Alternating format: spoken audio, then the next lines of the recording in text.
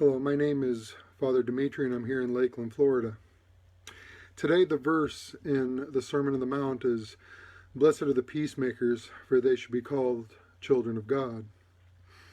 Today I want to share with you something that happened to me a long time ago, and this is going to be a very personal 5 minutes with Father today. And all through school, I would always be that guy that was the peacemaker. I was big. I was one of the biggest guys around. And if any of you know me personally or have seen me in some videos, you know that I'm not a small guy. I'm 6'3". I'm a big framed guy. I'm over 400 pounds. I'm not small. And I was always one of those guys that was the peacekeeper. And it makes sense that God led me here to be a priest to serve him. Because my heart has changed, but my personality hasn't. I've probably improved in a few things, but anyway, I digress.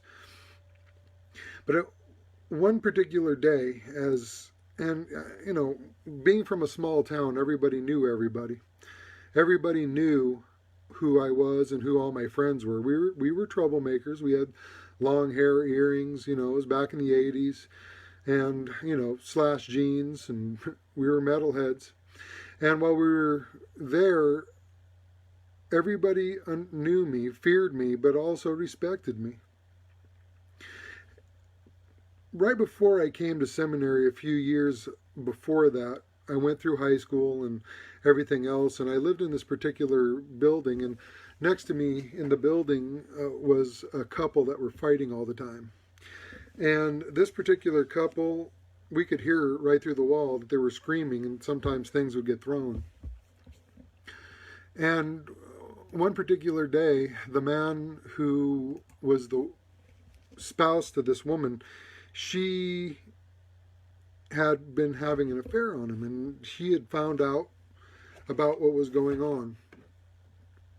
So this particular day, he tried to kill her, and I was the next door neighbor, and as I was going out the door to go towards their house, she ran by, another one of my friends ran in,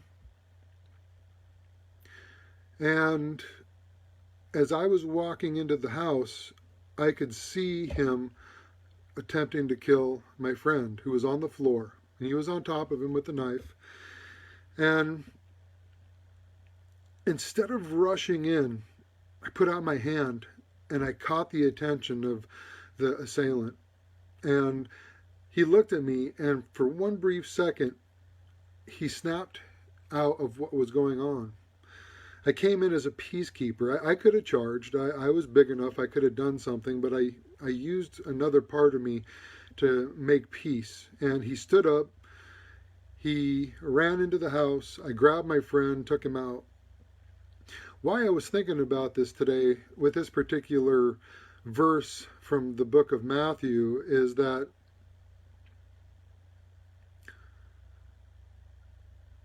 I was reading a commentary, and one of the commentaries said, people that are peacekeepers are normally very few in friends. I know a lot of people. I'm friends with many people, but true friends, I only have a few. I have my parishioners, and I try to keep that relationship between parishioner and priest very close. I'm their friend, and I consider them my friends. I always remember what Jesus said, right? You've got to be willing to lay down your life for your friends. So I do consider the people in my life friends. But those people that have known me the longest and I care for, and when I hang up the phone, I can honestly say that I love them, there's very few with that brotherly love I'm talking about. Because I love my parishioners and I love the people on the street. I love everybody with a different type of love.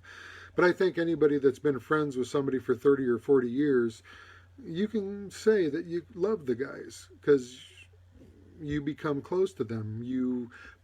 They become somebody different. But this particular day, when that all happened, because I was a peacekeeper that day, my friends are no longer my friends. Those guys that I cared about, those guys that I extremely loved, they're no longer in my life. As a matter of fact, the guy who I went in to try to save actually said that I was a coward and that I should have came charging in. So today it struck me, even after all of these years, I still consider those guys my friends. I still care for them. I still think about them. I pray for them. I still use that part of my heart for them because they played such a big part in my life. But they're no longer my friend. And as I look at that, I understand now more and more as I get closer to God and become more and more of a peacemaker. And God knows that I've lost my temper before. I've gotten angry and, I've said things that I shouldn't say. Anybody that's close to me has probably been in an argument with me one time or another. But really, for the most part, anybody that's a peacekeeper will always have to say there's some sort of conflict in their life, some sort of conflict in their world that they live in.